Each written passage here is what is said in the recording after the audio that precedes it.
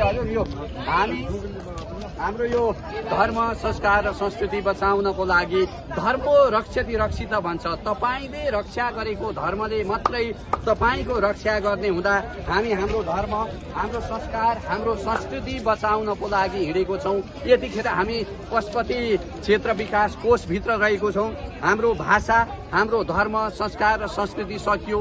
आज पश्चिमा संस्कृतिहरूले हाम्रो पूर्वीय संस्कृतिलाई खलल पुर्याइरहेको बेला हामी हाम्रो धर्म बचाउन, राष्ट्र बचाउन, राष्ट्रियता बचाउनका खातिर तमाम देशवासीहरू, त्यसभित्र पनि राजधानीवासीहरूलाई हामी घर घरमा पुगेर, चोक चोकमा पुगेर, देवालय, मठ मन्दिरमा रहेका सम्पूर्ण धर्मानुरागी भक्तजनहरूलाई आगामी चैत्र 15 गते राजधानीको 3 कुने स्थित खुल्ला चौरमा हुने विशाल नागरिक जागरण सभामा सबैलाई उपस्थित हुनको लागि, यो देशको धर्म रक्षाका लागि सबैलाई एकजुट हुनको लागि हामी हार्दिक अनुरोध गर्दै यो निमन्त्रणा पत्र बाँड्दै आएका छौं।